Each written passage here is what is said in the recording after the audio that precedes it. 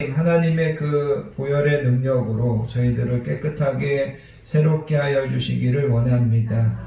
저희들을 긍휼히 여겨주셔서 날마다 참아주시고 또 저희들이 항상 세상의 길로 갈 때도 저희들을 기다려주신 것을 하나님 아버지 앞에 감사합니다.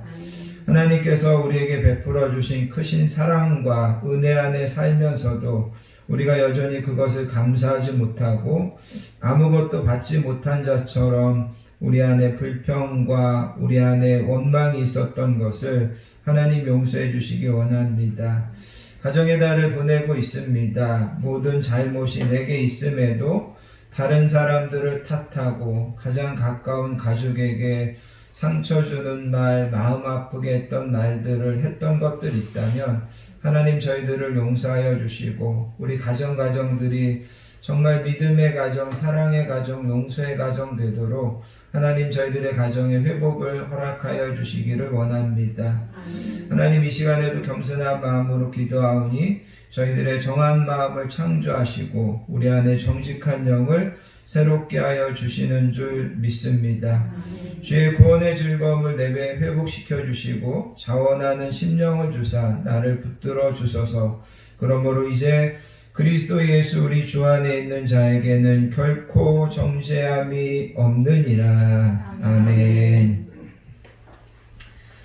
찬송가 191장 내가 매일 기쁘게 찬양하신 다음에 전웅수 집사님 우리를 대표해서 기도 인도해 주시겠습니다.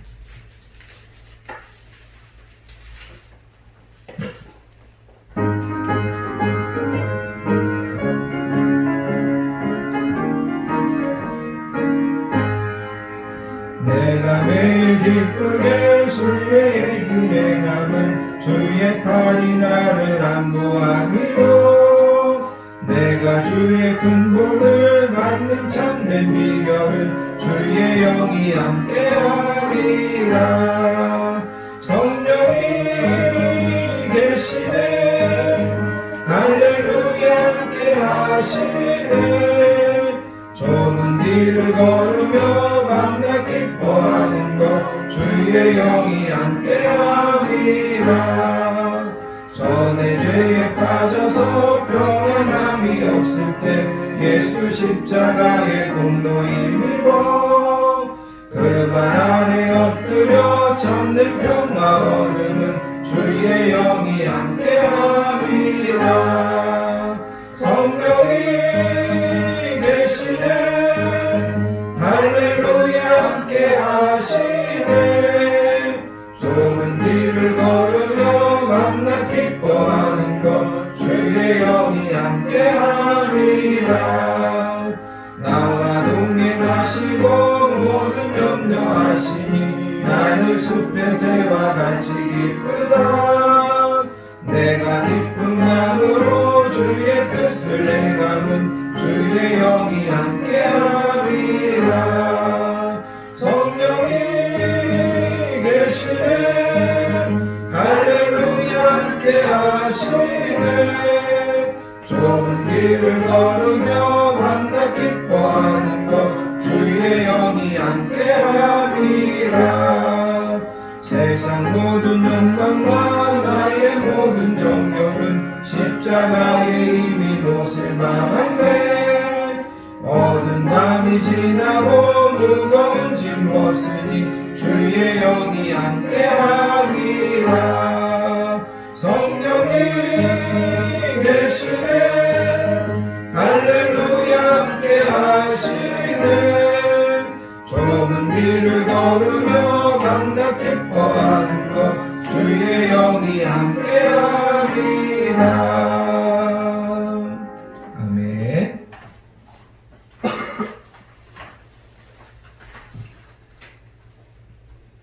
기도하겠습니다.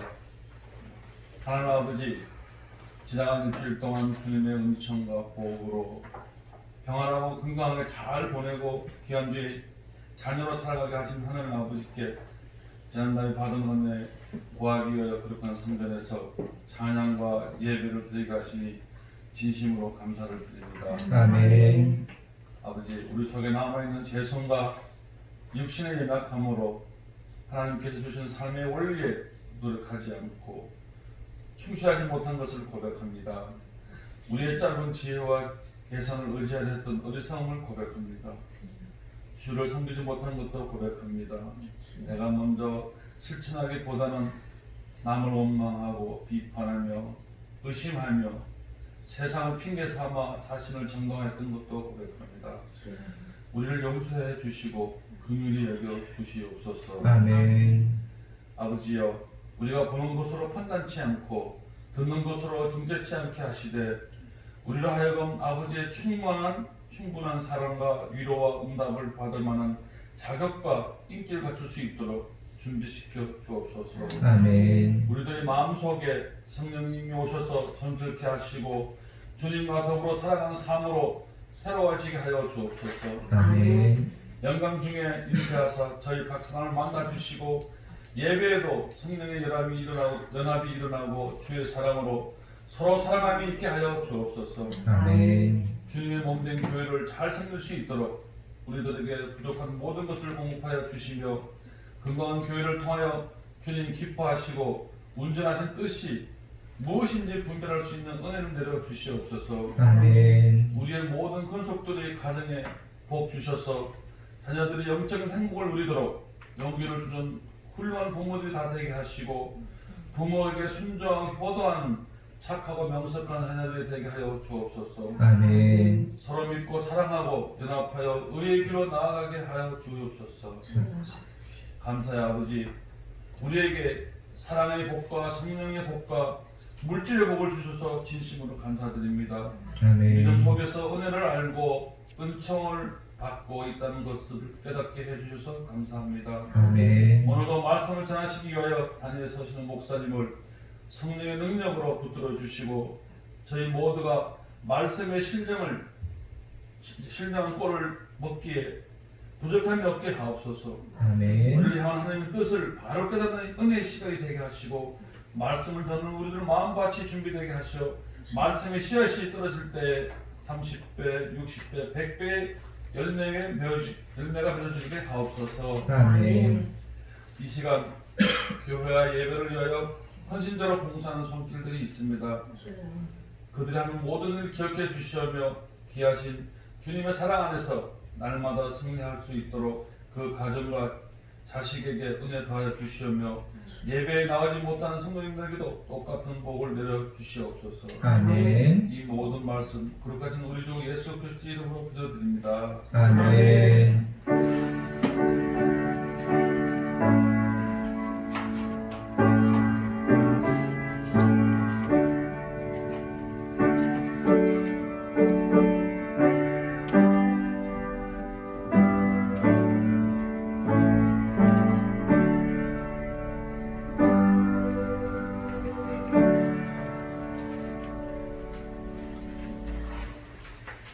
오늘 우리에게 주신 하나님의 말씀은 신약성경 사도행전 2장 1절부터 4절까지 말씀, 37절부터 42절까지 말씀 함께 보도록 하겠습니다.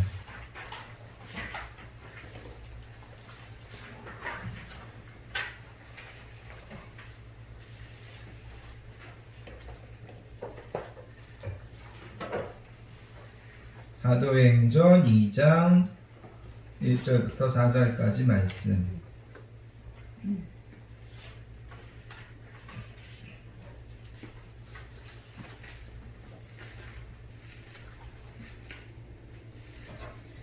다 찾으셨으면 주신 말씀을 한 목소리로 받들어서 읽습니다. 오순절 날이 이미 이르매 그들이 다 같이 한 곳에 모였더니 호련히 하늘로부터 급하고 강한 바람 같은 소리가 있어 그들이 앉은 온 집에 가득하며 마치 불의 혀처럼 갈라지는 것들이 그들에게 보여 각 사람 위에 하나씩 임하여 있더니 그들이 다 성령의 충만함을 받고 성령이 말하게 하심을 따라 다른 언어들로 말하기를 시작하니라. 아멘. 37절로 가셔가지고요. 37절부터 42절까지 말씀도 우리 한 목소리로 받들어서 읽습니다. 그들이 이 말을 듣고 마음에 찔려 베드로와 다른 사도들에게 물어 이르되 형제들아 우리가 어찌할꼬 하거늘 베드로가 이르되 너희가 회개하여 각각 예수 그리스도의 이름으로 침례를 받고 죄사함을 받으라.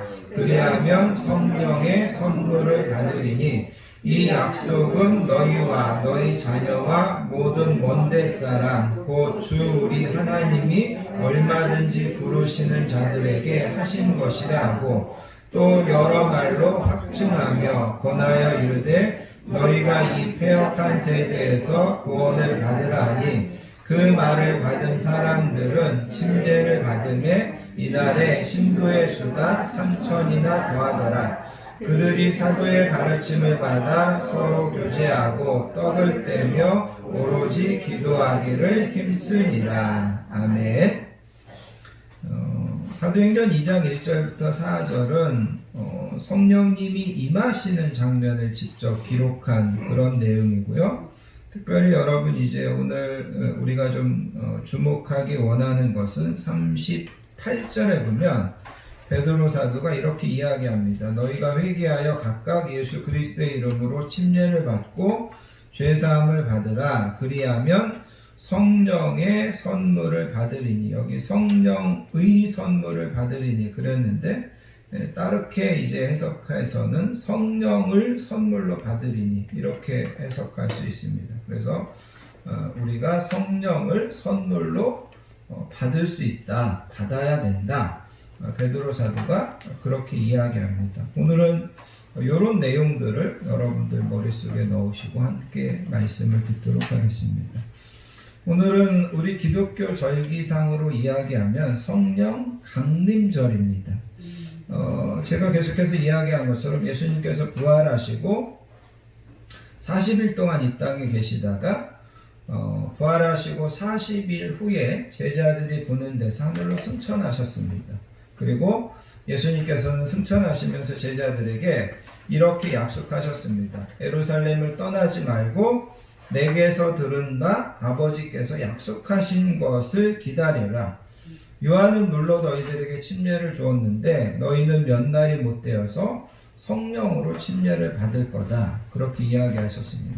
또한 예수님은 오직 성령이 너희에게 임하시면 너희가 권능을 받고 예루살렘과 온 유대와 사마리아와 땅끝까지 이르러 내 증인이 되리라. 그러면서 제자들에게 성령님이 오실 거다. 성령님을 기다려라. 그러면서 이제 승천하셨다라는 거죠.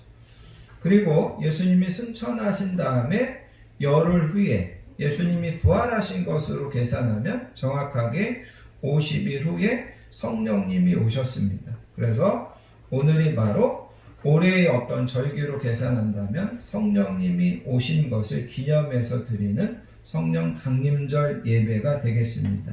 그래서 여러분 오늘은 이 성령님에 대한 말씀을 통하여서 성령님이 어떤 분인지 또 베드로 사도가 이야기하는 것처럼 성령님을 선물로 받아라 그렇게 말씀하고 있는데 나와 여러분들이 그 성령님을 선물로 받고 또 그것을 받는 것에서 그치는 것뿐만 아니라 우리가 그 성령님을 우리의 삶 가운데서 어떻게 누리고 또 어떻게 그것을 잘 활용해야 되는지를 함께 생각하며 은혜를 나눌 수 있기를 바랍니다. 먼저 여러분 2장 1절로 4절을 통하여서 성령님이 임하시는 이 장면에서 우리가 한 4가지 정도를 좀 먼저 주목해 보기 원합니다. 먼저 여러분 2절을 보시면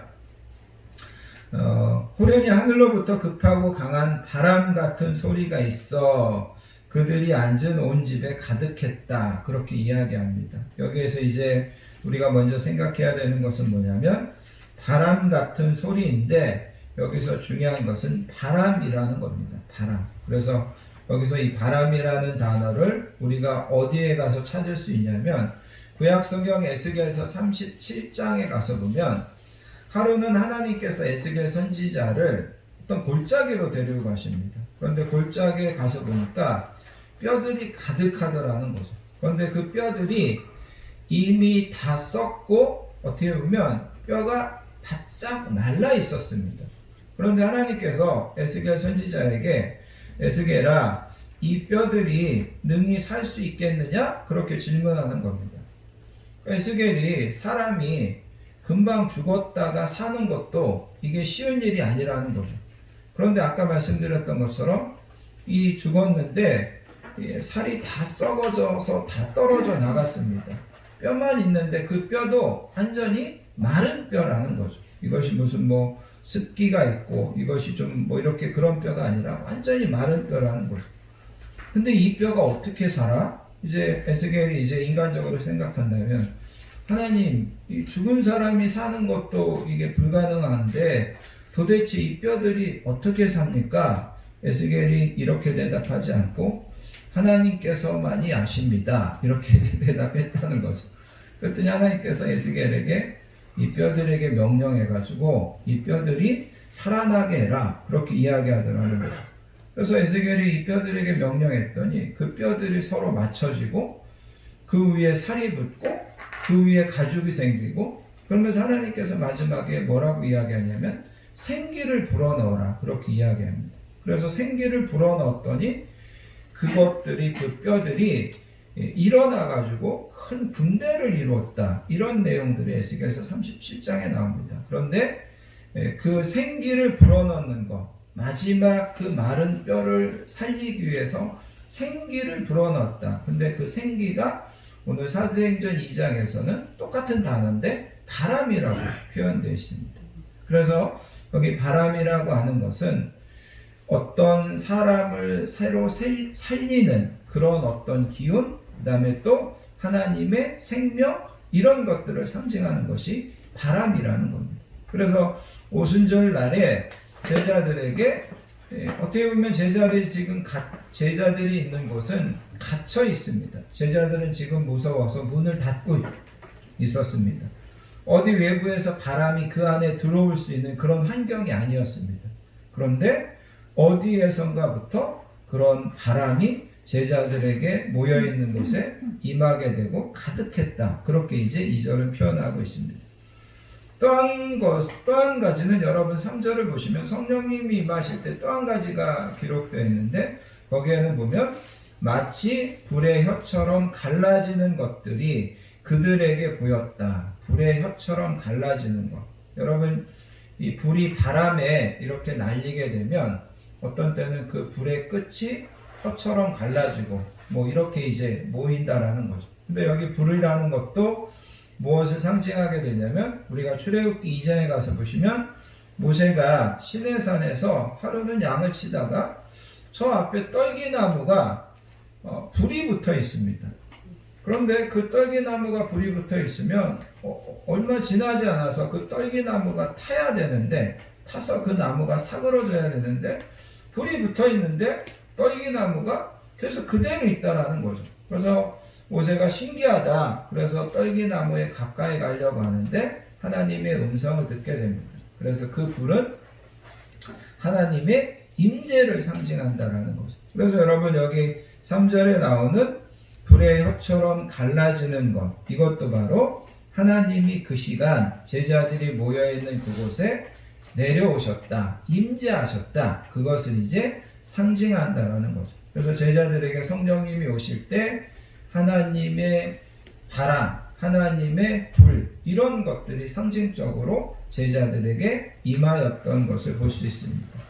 그러면서 여러분 또 한 가지 3절에서 가서 보시면 그 불의 혀처럼 갈라지는 것들이 각 사람 위에 하나씩 임하여 있더라, 이렇게 이야기하고 있습니다. 이때 성경은 예수님의 제자들을 포함해서 예수님을 따르던 120명이 함께 모여 있었습니다. 그 중에는 여자분들도 있었고 그 중에는 나이가 많은 분들도 있었고 젊은 분들도 있었습니다. 그런데 여러분, 불의 혀처럼 갈라지는 것이 각 사람 위에 다 임하여 있었습니다. 베드로나 요한이나 이렇게 유명한 제자들에게만 특별히 임한 게 아니라 남자들에게나 여자들에게나 아까 제가 이야기한 것처럼 나이가 드신 분에게나 젊은 분들에게나 각 사람에게 불의 혀처럼 갈라지는 것이 다 임하여 있었다라는 것. 누구도 차별하지 않고 성령님이 각자에게 다 임하셨다라는 것을 우리는 볼 수 있다라는 겁니다.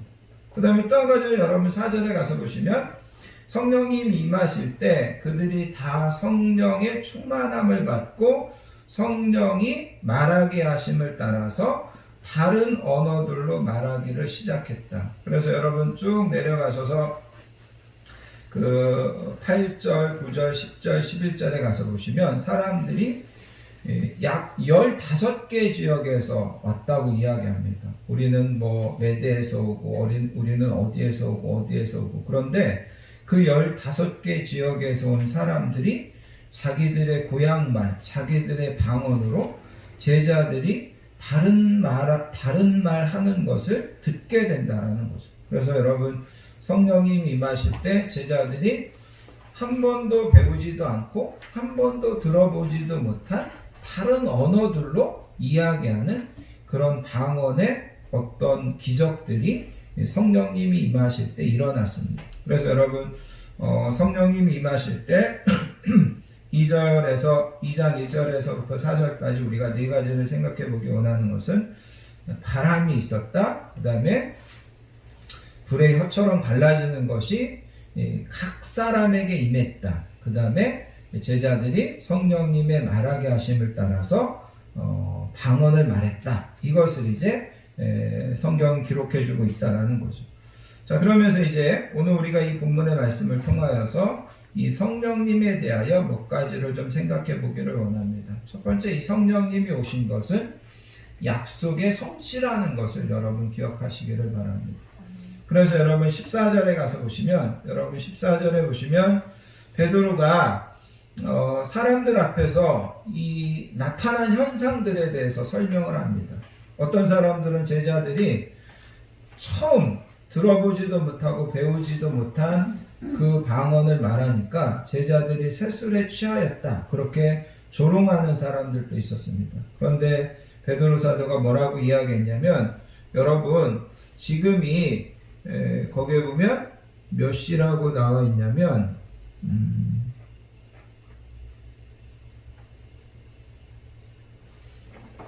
30? 네.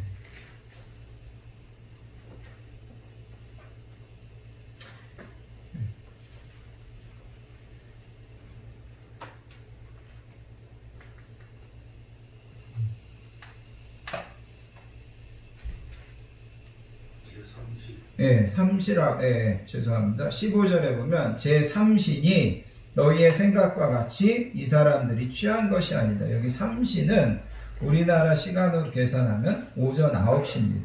그러니까 베드로 사도가 사람들에게 제자들이 세술에 취했다 그렇게 조롱하니까 야 지금 9시인데 오전 9시인데 9시부터 세술에 취하는 사람이 어디 있느냐 그러면서 이제 베드로 사도가 이야기하는데 베드로 사도가 이야기하는 것은 뭐냐면 이것은 이미 구약 성경 요엘 선지자가 너희들에게 예언했던 거다 그렇게 이야기하더라는 거죠. 그래서 여러분 요엘서 2장 28절에 가서 보면 하나님께서 요엘 선지자를 통해서 이렇게 말씀하십니다. 그 후에 내가 내 영을 만민에게 부어주리니 너희 자녀들은 장래일을 말할 것이며 너희 늙은이는 꿈을 꾸며 너희 젊은이는 이상을 볼 것이며 그때 내가 또 내 영을 남종과 여종에게 부어줄 것이다. 그래서 여러분 하나님께서 말세에 하나님께서 어떤 때가 되면 내 영을 만민에게 부어주는 날이 올 거다. 그렇게 예언하셨다라는 거죠. 우리가 구약성경에 보면 하나님께서 하나님의 영을 어떤 특별한 사람들에게 부어주셨다는 그런 내용이 나옵니다. 그래서 여러분 우리가 출애굽기에 보면 부사렐 그 다음에 오홀리바 이 사람들이 맨 처음에 하나님의 성전을 만드는 사람이었습니다. 그런데 그 성전에서 어떤 것들은 되게 정교하게 조각해야 되고 어떤 것들은 되게 정교하게 짜야 되고 이런 것들을 해야 되는데 하나님께서 이 두 사람에게 성령을 부어주셔서 그런 것들을 할 수 있는 능력과 지혜를 주셨다는 거죠. 그리고 구약성경에 보면 하나님께서 사무엘 선지자에게 또 하나님께서 삼손에게 또 하나님께서 다윗에게 하나님의 성령을 부어주셨다라는 그런 기록들이 나옵니다.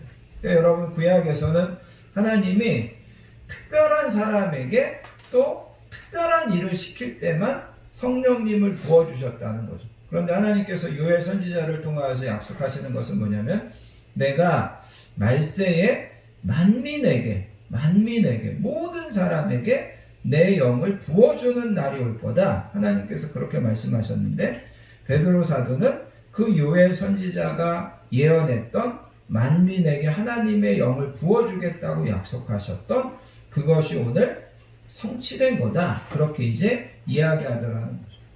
그 다음에 또 한 가지 이 성령님이 오시는 것은 예수님께서 제자들에게 약속하신 것을 지키신 것이라는 거죠. 요한복음에 가서 보면 요한복음 16장 7절에서 예수님께서 이렇게 말씀하셨습니다. 그러하나 내가 너희에게 실상을 말하노니 내가 떠나가는 것이 너희에게 유익이라. 내가 떠나가지 아니하면 보혜사가 너희에게로 오시지 아니할 것이요 가면 내가 그를 너희에게 보내리라. 예수님께서 제자들에게 내가 너네를 떠나가야 된다 그렇게 말씀하시니까 제자들은 걱정되는 겁니다. 아니 예수님이 떠나가시면 그럼 우리는 이제 어떻게 되는 거야? 우리는 이제 어떻게 살아야 돼? 이렇게 생각하고 있을 때 예수님께서 제자들에게 뭐라고 이야기했냐면 내가 실상을 말하는데 내가 떠나가는 것이 너희들에게 더 유익하다. 왜냐하면 내가 떠나가면 내가 가서 너희들에게 성령을 보내주실 거다. 예수님께서 그렇게 말씀하셨고 예수님은 그 약속을 지키셔서 떠나가시고 10일 후에 성령님을 보내주셨다라는 겁니다. 그래서 성령님이 오신 것은 하나님이 예언하셨던 것이 성취된 것이고 예수님이 제자들에게 약속하신 것을 지키신 것이다. 우리가 성령님을 그렇게 먼저 이해하셔야만 됩니다. 그 다음에 여러분 우리가 생각해 보기 원하는 것은 성령님은 누구시냐라는 거죠. 성령님은 어떤 분이냐. 먼저 여러분 성령님은 하나님이 나와 여러분들에게 선물로 주고 싶어 하시는 분입니다. 누가복음 11장 11절 이하에 가서 보시면 예수님께서 이렇게 말씀하셨습니다. 너희 중에 아버지 된 자로서 누가 아들이 생선을 달라 하는데 생선 대신에 뱀을 주며 알을 달라 하는데 전갈을 주겠느냐. 너희가 악할지라도 좋은 것을 자식에게 줄 알거든 하물며 너희 하늘 아버지께서 구하는 자에게 성령을 주시지 않겠느냐. 그렇게 이야기합니다. 그래서 예수님께서 말씀하시는 것은 우리가 하나님 앞에 구하면 하나님은 나와 여러분들에게 구하는 것보다 더 좋은 것을 주시는데 하나님이 나와 여러분들에게 주고 싶어하는 가장 좋은 선물 그게 성령님이다. 예수님께서 그렇게 말씀하시더라는 거죠. 그래서 여러분 우리가 하나님 앞에 어떤 때는 물질적인 복을 구하고 어떤 때는 건강을 구하고 어떤 때는 우리 자녀들의 진로를 구하고 그런데 하나님은 그것보다도 우리에게 더 좋은 것을 주시기 원하시는데 그것이 성령님이다. 성경은 그렇게 우리에게 가르치고 있다는 겁니다. 그 다음에 여러분 성령님은 어떤 분이냐면 성령님은 또 다른 보혜사다. 그렇게 소개하고 있는 것을 보게 됩니다. 요한복음 14장에 가서 보면 예수님께서 제자들에게 내가 너희를 보화와 같이 버려두지 아니하고 너희에게 오리라 그렇게 말씀하십니다. 그러면서 내가 아버지께 구하겠으니 또 다른 보혜사를 너희에게 주사 영원토록 너희와 함께 있게 하리니 그렇게 이야기합니다. 그래서 또 다른 보혜사를 너희에게 보내서 너희와 영원히 함께 있게 하겠다 이렇게 말씀하십니다. 여기 보혜사라는 말은 원어적으로 보면 곁에서 돕는 자라는 그런 뜻입니다. 그리고 또 다른 말은 위로자라는 말이라는 거죠. 그래서 우리가 성령님을 또 다른 이름으로 부르는 것 중에 하나가 뭐냐면 성령님은 위로의 성령님이라는 겁니다. 그래서 저는 개인적으로 제가 어떤 문상을 가거나 아니면 병원에 이렇게 무슨 수술을 받거나 또 힘들거나 그런 분들이 있으면 항상 제가 이야기하는 게 뭐냐면 위로의 성령님을 통하여서 잘 위로받으시고 잘 이기시기 바랍니다. 그렇게 이제 제가 글을 써서 줍니다. 그래서 성령님은 항상 우리 곁에서 우리를 도와주시고 우리를 위로해 주시고 우리를 격려해 주시고, 사실 예수님이 이 땅에 계실 때 예수님은 육신을 입고 계셨기 때문에 장소적인 제한을 받고 있었습니다. 그래서 예수님이 제자들과 어느 한 곳에 있었으면 다른 곳에서는 함께 할 수 없었다라는 거죠. 그런데 이제 성령님은 그런 장소적인 제한을 받지 않습니다. 어느 곳에 하나님의 자녀가 있든지 그들 한 사람 한 사람과 함께 하시면서 그들을 곁에서 도와주시고 그들을 위로해 주시고 격려해 주실 수 있는 분, 그분이 바로 보혜사 성령님이다. 성경은 그것을 우리에게 소개하고 있습니다. 그 다음에 또 한 가지, 성령님은 어떤 분이냐면 성령님은 진리의 영이십니다. 그래서 여러분, 요한복음 14장 7절에서 예수님은 그는 진리의 영이라 세상은 능히 그를 받지 못하리니 이는 그를 보지도 못하고 알지도 못함이라. 그러나 너희는 그를 아나니 그는 너희와 함께 거하시며 또 너희 속에 계시겠습니다. 그래서 예수님께서 성령님을 소개하면서 진리의 영이다, 그렇게 이야기합니다.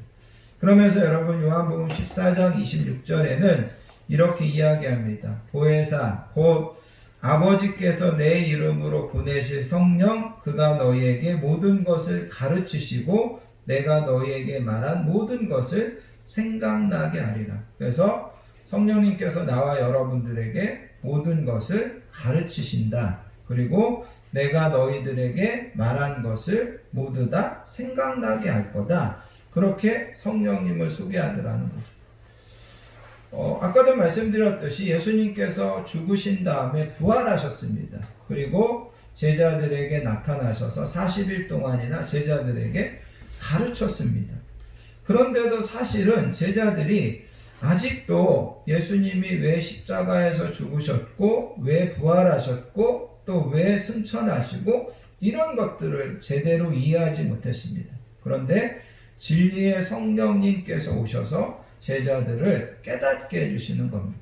그러면서 예수님께서 말씀하셨던 모든 것들이 그야말로 구슬이 깨어지듯 퍼즐이 맞춰지듯 하나하나 다 맞춰지는 겁니다. 예수님이 그때 말씀하신 것이 이 말씀이구나. 예수님이 그때 가르치신 것이 이것을 이야기하는 거구나. 그러면서 성령님이 오셔가지고 제자들에게 비로소 이 예수님에 대하여, 하나님에 대하여 모든 것들을 가르치시더라는 거죠. 그래서 성령님이 진리의 영이시라는 것은 성령님은 나와 여러분들에게 하나님에 대하여 가르쳐 주시고 예수님의 구원에 대하여 가르쳐 주시고 그 다음에 성령의 감동으로 기록된 성경 말씀에 대하여 우리에게 깨닫게 해주시고 우리에게 그것을 가르쳐 주실 때가 있다는 겁니다. 그래서 성령님은 진리의 영이다, 그렇게 이야기하고 있습니다. 그 다음에 성령님은 어떤 분이냐면 성령은 나와 여러분들에게 능력을 주시는 분입니다. 그래서 예수님께서 제자들에게 약속하시면서 성령님이 오시면 능력이 입힐 거다. 그럴 때 너희가 나가서 내 증인이 될 수 있다. 그렇게 이야기하더라는 거죠. 그래서 여러분, 우리가 사도행전 3장에 가서 보면 베드로와 요한에게 성령님을 통해서 능력이 임하여서 성전 미문에서, 성전 입구에서 구걸하던 날 때부터 안진뱅이 됐던 사람을 베드로와 요한이 일으켜 세우는, 걷게 하는 그런 능력이 나타나는 것을 보게 됩니다. 성령님은 나와 여러분들에게 능력을 주시는 분이라는 거죠. 바울은 로마서, 고린도 전후서 이런 부분에서 계속해서 뭐라고 이야기하냐면 나와 여러분들이 우리 스스로는 할 수 없는 것을 성령님이 능력 주셔서 성령님이 함께 하셔서 우리에게 할 수 있게 도와주신다. 그렇게 이야기하고 있다는 거죠. 여러분, 성령님은 우리에게 능력을 주시는데 나와 여러분들이 가장 기억하고 가장 깨달아야 되는 능력 중에 한 가지가 뭐냐면 성령님은 나와 여러분들을 변화시키셔서 우리 안에 성령의 아름다운 열매, 우리를 좋은 성품으로 바꿔주신다는 거죠. 여러분도 그런 말씀을 들어보셨는지 모르겠는데 사람이 변하냐? 이런 질문들을 한다는 거죠. 사람이 변하냐? 사람 안 변한다. 그런 이야기를 한다는 거죠. 그 사람 아무리 가르치고 그 사람 아무리 수련하고 그래도 사람 안 변한다 이렇게 이야기하더라는 거예요. 그런데 안 변하는 그 사람을 변화시키는 분이 바로 누구냐면 성령님이라는 거죠. 그래서 나도 나를 변화시킬 수 없습니다. 그런데 성령님은 우리 안에서 나를 변화시키셔서 내 안에 좋은 성령의 성품을 우리에게 열매 맺게 해주시는 거라는 거죠. 그래서 여러분 성령님이 능력이다 할 때 성령님이 우리에게 병자를 고치고 성령님이 우리에게 무슨 방언을 행하고 그런 능력보다도 더 중요한 능력은 성령님이 내 안에서 내 성품을 변화시킨다라는 거. 나를 온유하게, 나를 겸손하게, 나를 인내하게, 나를 충성스럽게, 나를 진실하게 변화시키는 그 능력, 그것이 바로 성령님의 능력이다. 그렇게 이야기하고 있다라는 거죠. 여러분, 우리가 이런 생각을 좀 해보기 원합니다. 결론적으로 말씀드리고 싶은 것은 뭐냐면, 예수님이 2000년 전에 이 땅에 오실 때 베들레헴의 마국간에 오셨다라는 거죠. 그죠? 예수님이 베들레헴의 마국간에 오셨습니다. 그래서 예수님이 이 땅에 오신 것을 우리는 예수님이 낮아지신 거고 예수님의 겸손이라고 생각합니다. 그런데 여러분, 우리가 예수님을 믿으면 우리 안에 누가 오시냐면 성령님이 오신다는 거죠. 자, 이거를 잘 생각해 보세요. 2000년 전에 예수님께서 마국간에 오신 것, 그렇게 높고 높으신 분의 마국가의 말구유에서 냄새나는 곳에 예수님이 오셨다는 거죠. 근데 성령님이 나와 여러분들의 마음 가운데 오신다, 우리 마음 가운데 들어오신다고 하는 것은 어떻게 보면 예수님이 자기를 낮추셔서 마국간에 오시는 것 이상으로 자기를 겸손하게 하시고 자기를 낮추셔서 우리 안에 들어오신다라는 거죠. 성령님은 그렇게 크신 분이고 성령님은 그렇게 능력 있는 분인데 우리 안에 들어오신다라는 거죠. 근데 여러분, 더 놀라운 것은 뭐냐면, 여러분 영화나 여러분 이제 성경에서도 보면 우리 안에, 사람 안에 어떤 귀신들이 들어오거나 악한 영이 들어오면 우리 안에 들어와서 우리를 그냥 놓는 게 아니라 어떤 때는 괴성을 지르게 하고 어떤 때는 사지를 비틀어지게 하고 어떤 때는 이상한 행동을 하게 하고 그런다라는 거죠. 어떤 귀신들이 우리 안에 들어오면 그렇다라는 거죠. 그런데 여러분, 성령님은 우리 안에 들어오셔서 우리를 그렇게 강제하지 않으셔요. 우리를 그렇게 강압적으로 끌고 가지 않으셔요. 성령님은 우리 안에 들어오셔서 그냥 계셔요. 그러면서 우리가 그 성령님에게 먼저 나를 내어드리고 내가 그 성령님에게 다스림 받으려고 하고 그 성령님에게 순종하려고 할 때까지 성령님은 그냥 계시는 거예요. 우리를 막 끌고 다니지 않아요. 우리를 막 강제로 뭐 시키려고 하지 않아요. 그냥 내 안에 계셔요. 그냥 겸손하게 계셔요. 그러면서 내가 그분에게 나를 다스려 주십시오. 내가 성령님에게 더 인도함 받기 원합니다. 그리고 그 성령님을 인정하고 그 성령님에게 마음을 열 때 비로소 성령님은 나에게 역사하시고 나를 이끌어 주시고 나를 주장해 주신다는 것을 여러분 기억하시기 바랍니다. 그래서 여러분 안에 계시는 그 성령님에게 여러분들을 더 내어드리기 바라요. 그리고 여러분들을 더 다스려 주시고 더 지켜 주시고 더 인도해 주시라고 여러분들 그 성령님에게 기도하실 수 있기를 바랍니다. 마지막으로 여러분, 성령님이 우리 안에 계시다라는 것을 통해서 제가 강조하고 싶은 것은 뭐냐면, 우리가 창세기 39장 이하에 가서 보면 요셉의 이야기가 나와요. 요셉이 형들에게 미움을 받아서 노예로 팔려가는데 맨 처음에 보디발의 집으로 팔려가서 그 집에서 이제 그 집에 총무를 한다는 거죠. 근데 성경에는 뭐라고 이야기하냐면 보디발이 보니까 저 요셉이라는 애는 좀 독특해요. 뭔가 달라요. 그리고 저 요셉이라는 애가 우리 집에 오고 나서부터 하나님께서 우리 집에 복을 주시는 것을 보겠어요. 그래서 성경은 뭐라고 이야기하냐면 하나님이 요셉과 함께하는 것을 사람들이 보더라는 거죠. 요셉이 이제 누명을 쓰고 감옥에 갔어요. 그런데도 감옥에 갔는데도 다른 죄수들이나 그 감옥을 지키는 간수들이나 이 사람들이 요셉은 하나님이 함께 하시는 것을 보더라는 거죠. 그래서 여러분 구약성경에 보면 하나님께서 모세에게 모세야 내가 너하고 함께 해줄게. 여호수아에게 내가 너와 함께 해줄게. 이렇게 이야기하시더라는 거예요. 그래서 여러분 하나님이 요셉과 하나님이 모세와 하나님이 여호수아와 함께 한다는 것이 이게 얼마나 큰 복이고 이게 얼마나 큰 약속인지 모른다라는 거죠.